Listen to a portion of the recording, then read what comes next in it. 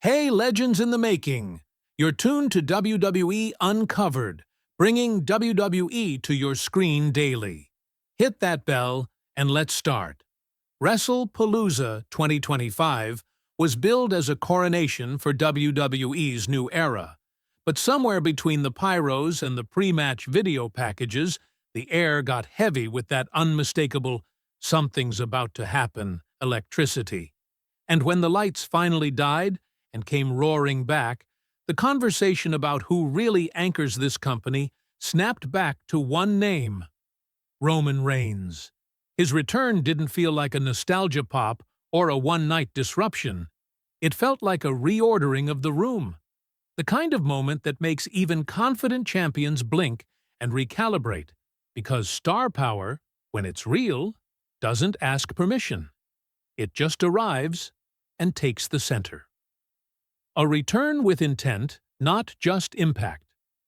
Roman didn't come back as the same champion we last saw. His look, timing, and body language all signaled a version refined by absence and sharpened by purpose. The pause in his schedule wasn't a retreat, but a reset, and the way he stood at the entrance, unhurried, surveying the ring, letting the crowd's roar crest and fall, telegraphed a performer who understands how to weaponize silence. This wasn't a gotcha cameo to spike online clips. It was a chess player moving a queen into the open, daring the board to respond. The shock partner and why it works. Enter LA Knight, not as a sidekick, not as an understudy, but as an equal current in a redesigned Shield energy. On paper, pairing the tribal chief's calculated gravity with Knight's combustible charisma sounds like oil and water. Yet in practice it clicks, because both men anchor attention in different ways. Roman slows time, Knight speeds it up. Together, they create a rhythm that feels dangerous and alive. And if you've tracked the past year of crowd reactions and merchandising momentum, you know this isn't a stunt. It's an overdue alignment of heat with direction. Rewriting the Shield's legacy without copying it. Calling this Shield 3.0 invites comparison, but the ethos is different. The original run was youthful insurgency. The sequel eras were fragmentation and growth. And this version reads like consolidation, elite presence plus microphone precision channeled into a single, unmistakable brand.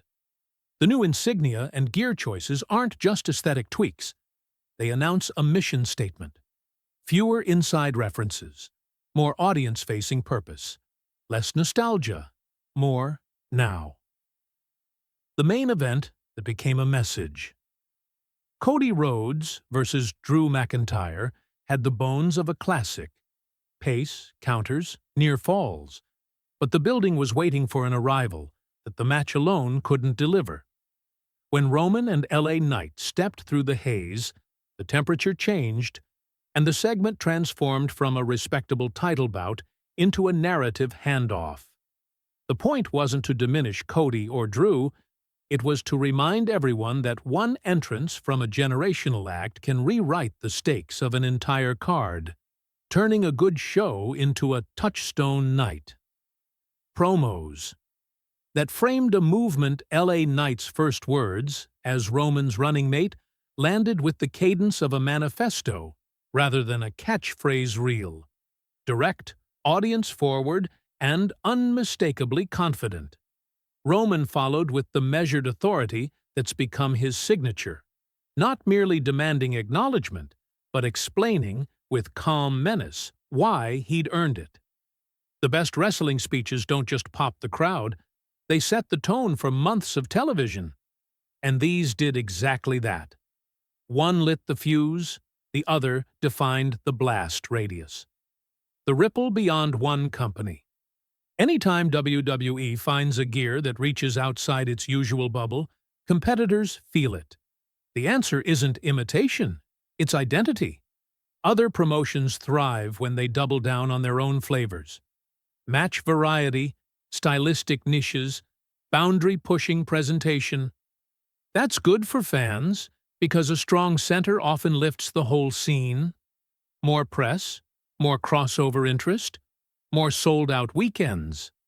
Roman Night doesn't shrink the pie. It expands it, provided everyone responds with creativity instead of copycatting. Potential pitfalls and how to avoid them. Dominance angles can sour if they smother oxygen. Let challengers land meaningful hits. Let setbacks happen. Let consequences stick. Keep the act visible but not overexposed, and protect the mystique by choosing moments carefully.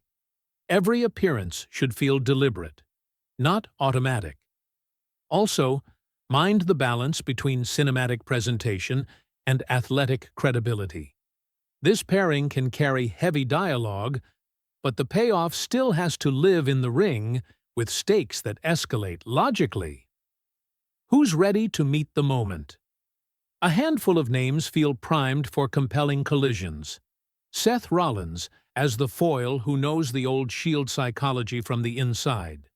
Gunther, as the immovable champion who refuses to bend to anyone's orbit. Jey Uso, as the family conscience wrestling with loyalty versus self-definition. Rhea Ripley as the disruptor who thrives in power ecosystems. And yes, Cody Rhodes as the marathon storyteller whose best work appears when the mountain looks unclimbable. Each brings a different tension, and tension is the currency of great TV. The aesthetic of Power's small details matter. A gold-accented sigil, synchronized but not identical gear, walk-and-talk promos that feel unscripted, a theme arrangement that swells without swallowing the voices. The visual language of this act should say precision, not chaos, and that consistency will make even a simple stare-down read like a headline. Presentation is half the story, and right now the story is control. Measured, merciless control. Why this feels like a new era, not just a hot angle. WWE cycles through surprises all the time. What separates a spike from a sea change is clarity. Audiences can sense when there's a plan. Roman and LA Knight project exactly that. A sense that beats have been mapped months ahead. That promos aren't just clever lines, but markers on a path. When viewers trust that momentum will be honored and payoffs will land, they invest. And investment is the difference between applause and obsession. The fan promise and the responsibility. If you've been waiting for WWE to feel urgent again, this is your window. The promise of this pairing is weekly television that crackles, verbal chess, moral pressure, and big match pacing that earns its crescendos. The responsibility is on everyone. Performers to stay hungry, creative to stay disciplined, and fans to reward good faith storytelling with the currency that actually counts: attention, patience, and honest feedback. The road immediately ahead.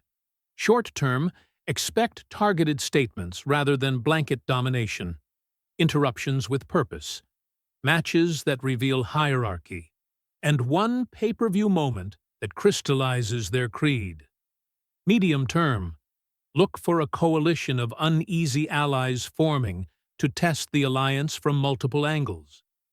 Long term, the most compelling endgame is the one where success creates pressure fractures from within, because the most enduring wrestling stories aren't about whether power is taken, but whether it can be held. Final word: acknowledge the shift, strip away the hyperbole. And here's what remains.